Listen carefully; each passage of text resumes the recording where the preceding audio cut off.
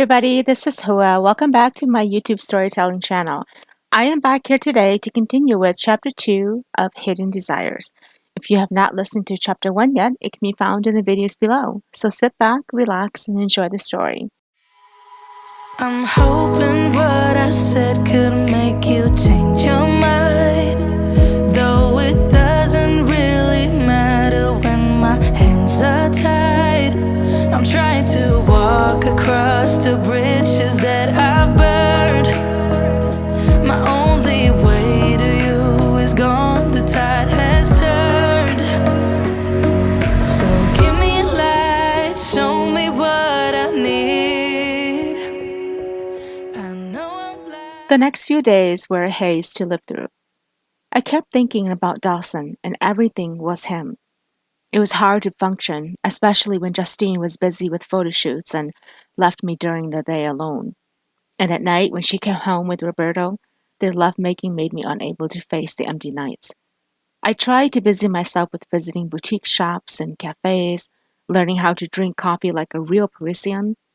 But the moment I saw something like a pair of dark eyes, I would be transported back to the moment he asked me to stay. I was literally crazy.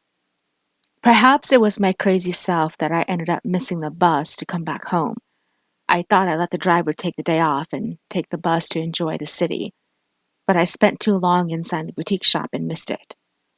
I was now walking on foot to the nearest phone station to call my aunt, but I missed a turn because I was in a strange area that made my hair stick up. Unlucky for me, my cell phone had died and I was literally in a panic attack. Just as I rounded the corner, I saw a few men dressed in thick wool shirts and jeans smoking cigarettes. There was a trash can that was lit on fire, and they had their hands spread out in front to keep warm. I stopped and turned around when I heard them snickering. I heard them following me, and I picked up the speed. I had just rounded the corner when I ran into a brick dead-end wall. I had nowhere to go, and when I turned around, I saw them making their way toward me. Fear slammed my heart hard as I tried to think of a way out. The first man was smiling at me, and I realized I had nowhere to go. I backed up until I hit the brick wall, tears streaming down my face. Flashes of my parents came into mind, and I held my breath. Pretty, pretty girl, the man whispered, as he removed a very soiled glove from his hand. Tears came down my cheeks as I tried to control my breathing. He came near me, and then I heard the sound of tires screeching and a door open and closing. The men started shouting and began to run off. I had my eyes closed tightly as fear pounded in me, waiting to see where it would hurt first. But suddenly I was lifted into a pair of very strong arms. I finally opened my eyes and saw Dawson before me. He gave me a smile as he walked me to his car. "How did you find me?" I asked as his driver drove home. I was sitting in the back with him. He was staring at me with a very dark gaze. My heart was beginning to settle down. "I was buying a gift in town and I saw you. I told my driver to follow you. I got jammed in traffic and lost you. I'm sorry I was late." "Thank God you found me," I whispered softly. "What are you doing here? It's a bad part of town." I rubbed my hands together. "I was just buying gifts and I missed the bus. I got lost." He leaned over and tucked a strand of hair behind my ear. "I'm glad I found you. If anything had happened, I would have murdered those men." "Why? I'm nothing to you." He let out a shaky breath. "I keep telling myself that, but I haven't been able to sleep since I met you. My thoughts are filled with you and your smile. I don't know how this is happening because I barely know you, but you haunt me in my every waking thought and dream. I know now that I must have you, Jenna.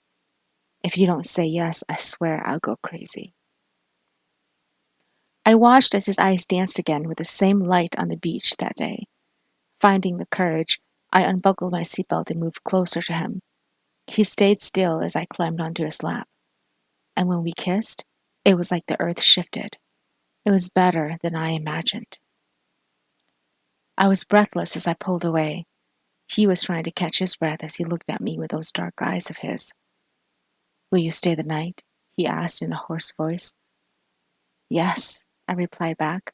Oh, here you are, face to face in this trashy bar. Another glass and I am going places. Makes me laugh about the irony of everything.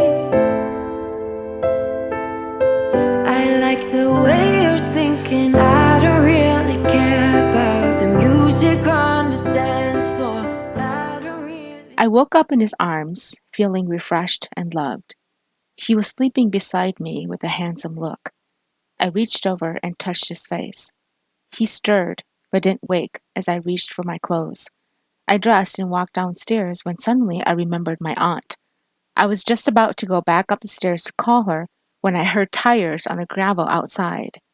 It was too late. She was already here. Dawson, she cried as she entered the house. She stopped a few feet short from me, and the look I had on my face told her everything she needed to know. I heard feet pattering, and then Dawson came down beside me, dressed in black sweats and a gray t-shirt. But my aunt was fuming with anger as she walked up to us. How dare you take her hair without letting me know? Do you know how worried I was last night? I called your mother, Jenna, and she's on the next flight here. What? I asked. Justine was near tears. I was so sick with fright that I went to the police and everything. Why didn't you call me? I walked to her and wrapped my arms around her. I could feel her shaking. She had been through hell, and I was being selfish when I thought only of my own needs. I'm so sorry, Aunt Justine, I said as I pulled away. My phone died. I just remembered about calling you when you showed up. Have you been here all this time? Dawson stepped forward and explained what had happened and how he found me. Justine's face broke into fear as she heard what had almost happened with me. I assured her I was fine and that Dawson took good care of me. When I mentioned that, she looked at Dawson and gave him a glare. You're going home with me. I laughed. Aunt Justine, isn't that a little too much? I mean, I'm fine. Dawson can take me home later. No, it's not fine. I've called your mother and she's on her way here. In fact, she'll be landing later on tonight, seeing as how she took the red eye. Trust me, Jenna, you don't want your mother to know you spent the night with Dawson. She will not only kill you, she'll kill me, probably even him too. My words were taken from me, and the happiness I felt moments ago were gone. I turned to Dawson and let out a deep breath. I'm sorry. He touched my cheeks. Don't apologize. I had a wonderful night with you. Go with your aunt. I'll call you. You should stay away from him.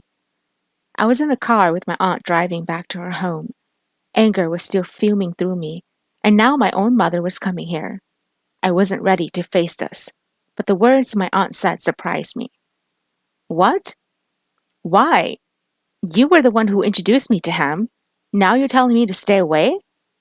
She jerked the car to the side of the road and parked it. She pulled her sunglasses off and turned to look at me. I know that, but I didn't think you'd give yourself to him so soon. I blushed. How can you tell? Honey, I know the look I saw on you. I have had that look. Dawson is dangerous to be around with. He doesn't know how to commit to a woman. He likes being with numerous women, and the idea of a woman he can't get is what turns him on. The words made me sick. How do you know that so well? Have you slept with him? Of course not.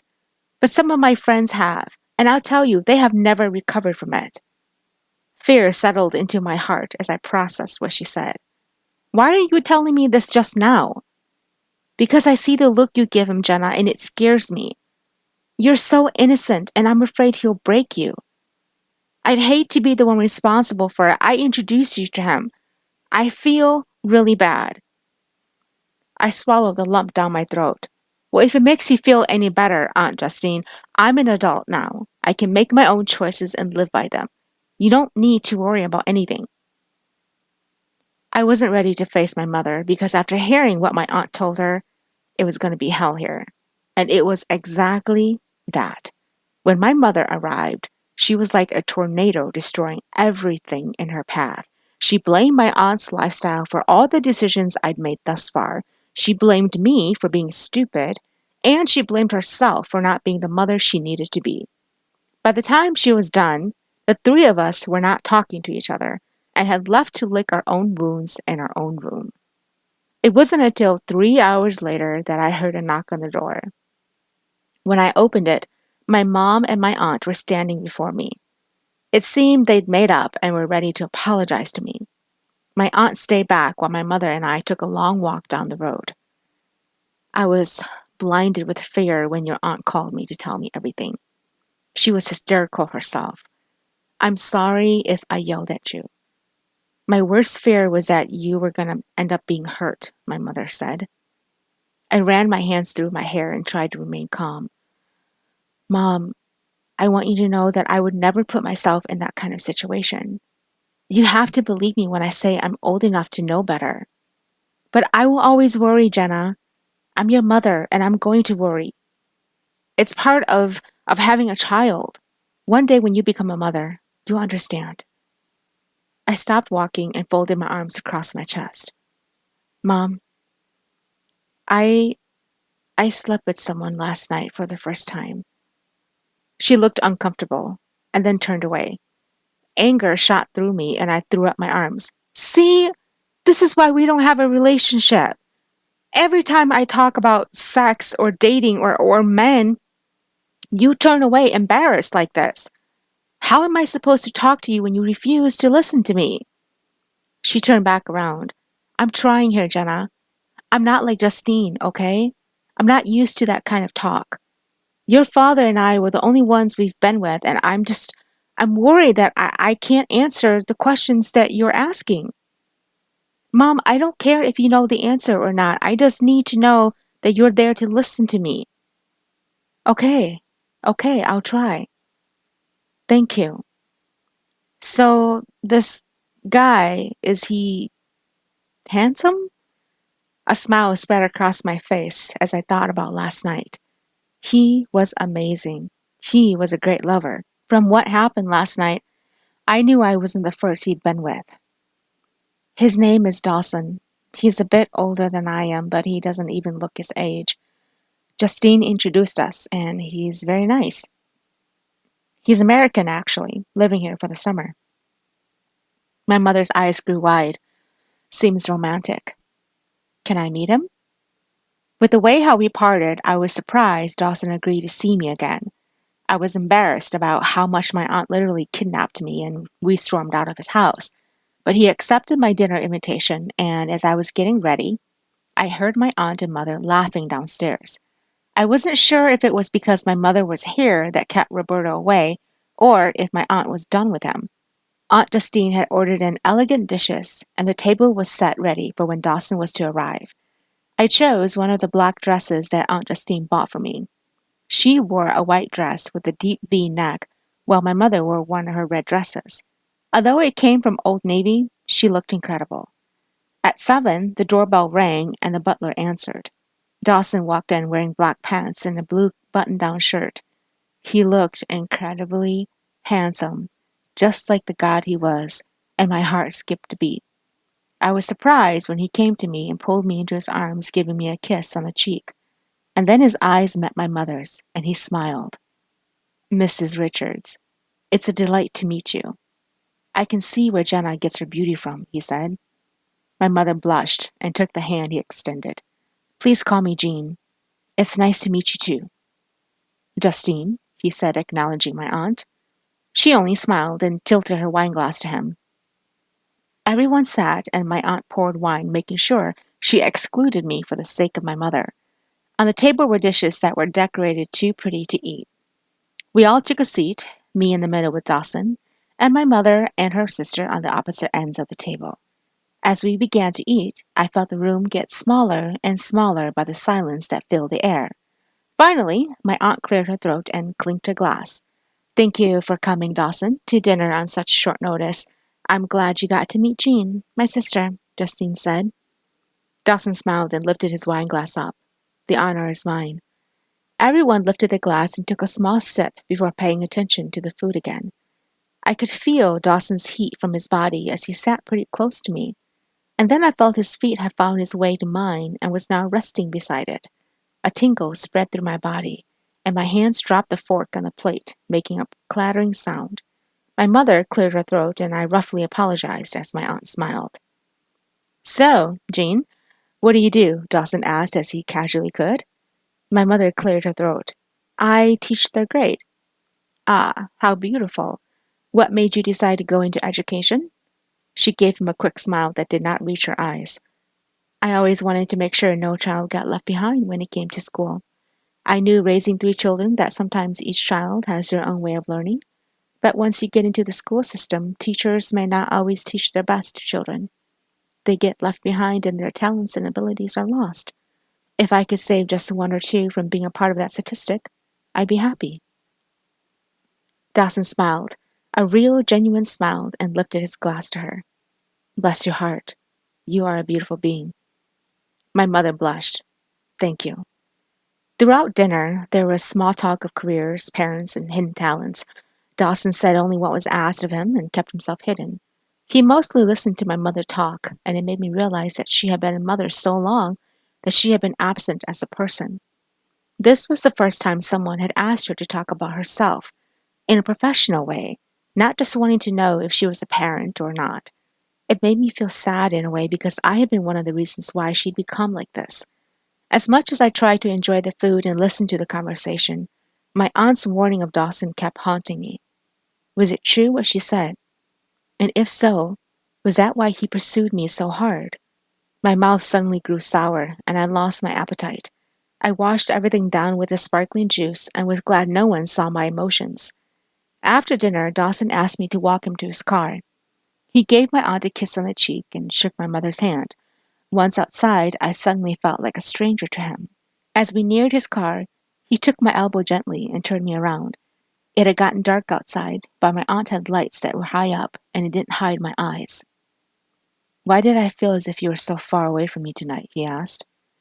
I removed myself from his arms. It's nothing. He took my arm again. You're hiding something. I know you are.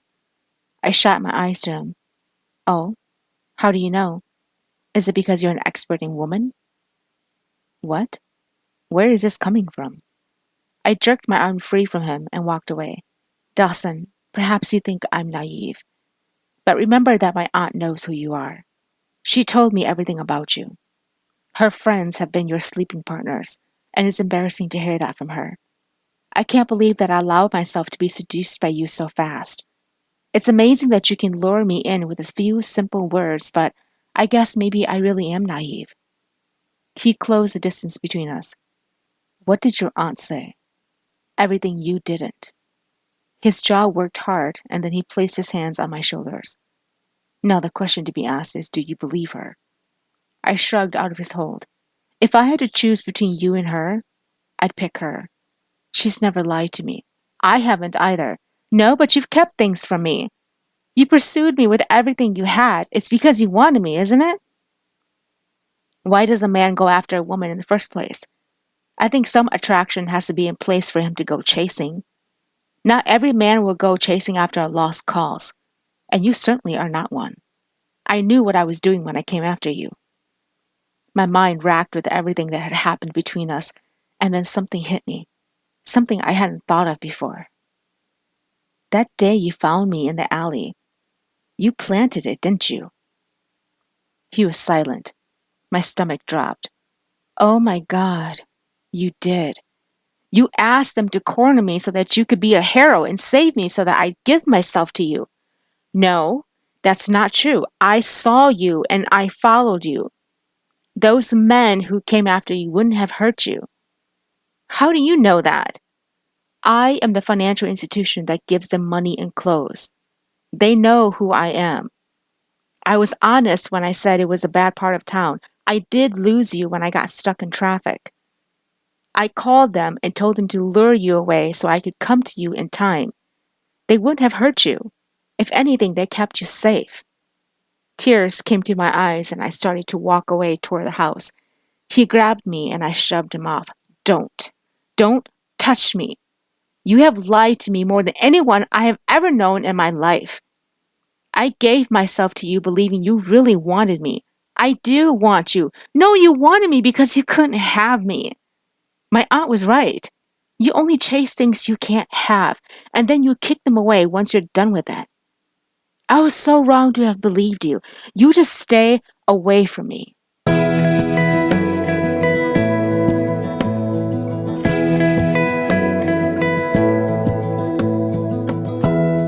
Give me love, give me all your love. Oh, 'cause I want you. No one else makes me feel this way. Don't know what you do. I was glad to have my mother with me because we took the time to see Paris together. During the day, she and I roamed the city, visiting the museums, and I realized something I didn't before. My own mother had become a mother to me and had forgotten herself. In those hours we spent together, I saw a side of her I never saw before. I saw Jean, the woman my grandparents gave birth to, and the woman my father fell in love with. She held so many titles, and yet I only saw the mother in her. I never realized she'd yearn to want to be as independent as I did. It made me feel sad that after 20 years did I finally notice that in her. We had finished touring a boutique shop when we stopped for coffee and some fruit tart. It was a hot day, and I regretted wearing the black dress I had put on this morning. But my mother looked fresh like a flower with her pale yellow dress and straw hat. Her hair tumbled down her shoulders. I smiled, my heart warming at the sight of her. She caught my eyes and laughed. "What does that look for?" she asked. "You look so beautiful. I can see now why my dad fell in love with you and why he has never fallen out of love with you." She laughed, giggled even, and then set her hat aside. "Stop it. You're giving me hopes and I'm too old for it." I smiled as a waitress brought us our coffee and tart. "Mom, do you think a heart recovers from pain?" "Of course it does, Jenna. If it doesn't, we'd be walking zombies." Laughing, I replied, "Good point. Listen, I know that you and Dawson don't really know each other that much. He's a very rich man who can get anything he wants at a drop of a hat. Not only that, but men like him have certain standards of women they spend their time with." I looked away and shrugged my shoulders. He was a dark prince that had knocked me off my feet. In a moment's pause, I gave him everything. He wove spells of love and desires that I didn't know existed. "They're not spells," Dawson answered from behind me. Both my mother and I turned around to find him making his way toward me. He was truly a dark prince, wearing all black, and the amount of women whose head turned to him was absolutely shocking. When he reached me, he stood waiting until my mother pushed a seat for him to sit. Once seated, he removed the aviators he wore and set them aside. "I'm glad I caught the both of you here. I can kill two birds with one stone," he said. "I've always hated that phrase," I replied. Then I remembered not to use it again. "The point is that I'm ready to hang everything out in the open. Ask me anything you want to know, Jenna, and I'll tell you." My heart fluttered with his proposal. My mother suddenly became very still and silent as she couldn't keep her eyes off of him. And then I noticed that everyone was staring at us. People are looking at us. Let them stare. Ask me anything and I'll tell you. "No," I said sternly. "This is the wrong time and place. You refuse to answer my calls and you refuse to see me. This is the only way for me to lay myself out for you. Your aunt was right. I did have her friends as sleeping partners. I regret that. But they were just that. Sleeping partners. I haven't wanted more until I met you." I laughed. "Oh, please. This sounds so scripted. Who wrote this for you?" He leaned forward. "Scripted? You think this is scripted? If memory serves me correct, everything I said or can do has always been spur of the moment. Should I refresh your memory of what I can do to you?" Anger filled me, and I stood up, grabbing my mother's hand and leading her away. We'd gone 2 stores down before my mother shouted that she'd left her hat and purse. She turned to go back, and I waited for her. Anger fumed me as I stood replaying what he had said. It was too easy to fall for his words. My aunt had warned me enough the first time. I would be smarter and listen this time. "Your aunt doesn't know me." I turned to find him walking toward me. "What the public knows of me is the image I paint so no one can bother me. My personal life, I keep to myself." "I don't believe you." Believe this. You are the only woman who has seen my bedroom. I crossed my arms. Do you think that impressed me? Do you honestly think I care? I was so stupid to believe that you would be a man I could love. I should have been more careful and looked at the records of heart you've broken. The woman you sleep with don't get over you. Dawson stepped closer to me. Who says I said anything of this to impress you? I know you're different, Jenna. Why do you think I showed you the most intimate part of my life? It's because no one touches that part of me without me at least knowing she's different. The women who sleep with me in the past are all the same. They desire money and the house I own. They don't care about my heart. I laughed. And obviously, you don't care about their hearts either, because you have no trouble breaking them. My mother returned, and I took her hand, leading her away. Thank you for tuning in to Chapter 2. Chapter 3 will be up shortly. I'm hoping what I said could make you change your mind. Though it doesn't really matter when my hands are tied. I'm trying to walk across the bridges that